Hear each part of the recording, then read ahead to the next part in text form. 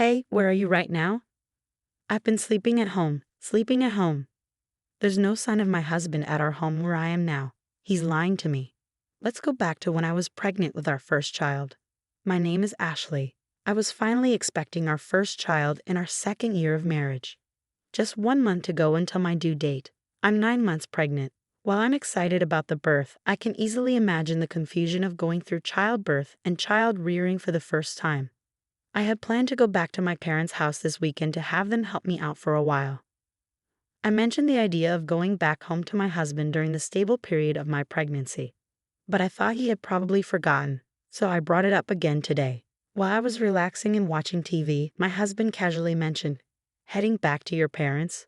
"Oh yeah, you mentioned that. If you're going, just go. I can handle things here just fine without you." I was shocked by his dismissive tone, but I didn't want to argue, so I decided not to argue back. "Well, I'll be going back this weekend. Our baby is due next month, and I plan to stay there for a month or two after giving birth. So I'll probably be back in about 3 months. Please make sure the baby's room is clean and ready." Okay. I would have done it anyway. "Oh, and I can't see you off this weekend because I have to work." "Oh, all right." I had hoped he would at least come with me to the station, but that hope faded fast. I knew he was always busy with work, even on weekends. But I wish he would think about how hard it will be for me, heavily pregnant and with lots of luggage, to manage on the train. I understand he's busy, but I do feel lonely sometimes. I don't want our soon-to-be-born baby to feel lonely either. Plus, I'm worried about whether we can raise our child together like this. When did he become so distant? With these mixed feelings, I started packing. Since I still had time before going to my parents' house, I decided to send most of my luggage through a delivery service. I had already cleaned the house from top to bottom when I started my maternity leave early. They say pregnant women have a nesting instinct. I had set up a crib and prepared a space for the baby, excited to start our new life as a family of 3. When I returned after 2.5 months, I found that my husband was being really messy despite my efforts to clean up before leaving. Maybe I cleaned too early, but still he seemed to have forgotten how to live in a tidy home. He'd leave half-empty drink bottles lying around and ignore the cardboard boxes from his online shopping. I realized that I'd never seen him cook or clean since we got married. Even though I kept trying to tidy up, things only got messier, and I started worrying about the state of the house while I was away. But with the baby coming soon, I had to focus on preparing for childbirth. The weekend came quickly, and I went to my parents' home. Meanwhile, my husband didn't even see me off to work. While I relaxed at my parents' place, I stayed in touch with him through emails every day and called him about every 3 days. But gradually, he started ignoring my calls more often. When I managed to get through to him, I noticed he'd been avoiding my calls lately. I asked, "You've been hard to reach lately, are you busy?" But his answers were vague, like sort of or not really. Then I asked him nervously, "You're not cheating on me, are you?" I've heard some men do that when their wives are pregnant. He sounded annoyed and denied it, saying, "No, why would I do that?" It's frustrating to be accused. Feeling uneasy, I quickly apologized. Having these worries while carrying our precious baby wasn't good for my mental health. I needed to trust my husband, I decided. A few weeks later, I started having labor pains. As I prepared to go to the hospital, I called my husband. I felt embarrassed to show how much pain I was in, but I really wanted him there when our baby was born. I thought surely he'd be touched by the birth of our child. I'm in labor. It usually takes about half a day for the first baby to arrive, so if you leave now, you should make it in time.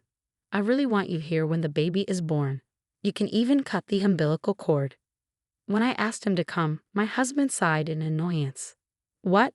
You want me to come by train right now?" "Sorry, I'm tired too, I can't.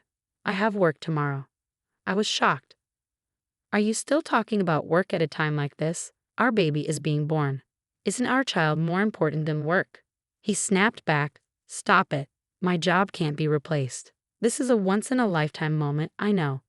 But my work is crucial. If I don't do it, it won't get done.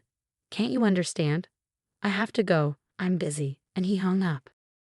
I tried to convince him, but he wouldn't listen. As I sobbed through the pain of labor, I wondered why he was so indifferent to our child's birth. From the moment I found out I was pregnant, my child became my priority. But as a father, he seemed so distant. So I faced childbirth alone. The pain lasted a whole day, and the next day, a beautiful baby boy was born. The baby was so tiny, adorable, and dearly loved. After leaving the hospital, my parents doted on him, teaching me all sorts of things about taking care of him. Within a month, I had gotten pretty good at giving him baths. My parents worried about me, though. "Are you sure you're okay with your husband? We can't help but worry about you when we leave." But not wanting to trouble them, I reassured them, saying, "I think I'll manage somehow. My health is improving faster than I thought. I might go back home next week," I told them. "Really, don't overdo it. Let us know if anything happens," they replied. People often say that recovering from childbirth is like recovering from a car accident, but thanks to hormones, I was in good spirits and my body was healing well. I was also getting the hang of taking care of the baby, so I decided to go back home a bit earlier than planned. While I stayed with my parents, my husband hardly reached out, and even when I sent him photos and videos of our son, he didn't seem interested. I figured maybe the feeling of being a parent really kicks in when you're actively involved in raising the baby, and perhaps he wouldn't feel like a father until he spent time with our son. That's what I hoped, at least. It kept me going. I decided to surprise my husband by having my parents drop me off at home. I didn't tell him I was coming, but he should have been home since it was his day off. I wondered how he'd react when he saw our baby for the first time. Would our baby like our home? After a few hours' drive, we got home. I held our son while my parents brought in our luggage, and I unlocked the door. But when we walked in, the house was dark and silent. "We're back a bit earlier than expected, but we're home now." "Huh, no one's here. What's that smell?" As we stepped into the living room, a terrible odor hit us. When we turned on the light, we couldn't believe what we saw. The room was a mess, like a garbage dump. Dirty dishes and half-eaten food cluttered the sink. Clothes and trash were strewn all over. And there was even moldy juice sitting out, stinking up the place. The table was covered in stains and grime. The bathroom was also filthy, with black mold in the shower and sink, and the toilet was dirty and smelly. And worst of all, the crib we had prepared for our son was filled with unused cardboard boxes and trash bags. I had asked them to keep the house clean for our baby, but this was the opposite, and I was shocked. There's no way we can live in such a dirty house, and I'm especially upset about the crib being ruined. Seriously, what's going on here? There was no way we could raise a baby in a place like this. My parents were furious and searched for my husband, checking every room, but he was nowhere to be found. Where could he be on his day off? Was he working another weekend shift? But we couldn't even confirm if he had been working those shifts before. He wasn't paid extra for weekend work, and his company followed the regular work schedule. I had been suspicious of his disappearing acts on weekends. "Let's try calling him," I suggested. Unable to bear being in the messy room any longer, I ushered my confused parents outside and dialed my husband's number. But he didn't pick up. Finally, after the third attempt, he answered. "Hey, where are you?" I asked. "I'm at home," he replied. "Why?" "Just at home," he repeated. We had searched the entire house, but there was no sign of my husband. Could he possibly be buried under all this trash? But we couldn't sense anyone there, and his voice didn't sound like he had just woken up. Then I heard a woman's voice on the phone. I couldn't make out what she was saying, but it was definitely a woman's voice. That's when it hit me. He's cheating on me. I can't believe he'd do this while neglecting our child. The house was a disaster while we were away, and he was cheating on me. I was furious. A father like him isn't needed for our son. I'm done with a husband like this. If he prefers that other woman, then he can have her. How can you live in such a filthy and foul-smelling house? Oh, I understand. Maybe a burglar broke in. I need to call the police. What? But you're at your parents' house, right? What are you saying? Suddenly, my anger boiled over at my husband's evasiveness, and I raised my voice. You're the one lying about being at home, aren't you? Stop pretending. It's completely unacceptable to let the crib turn into a mess. I'm not returning to this house. We're getting a divorce. I ended the call abruptly and quickly reported to the police about the supposed burglary, intending to confront my husband.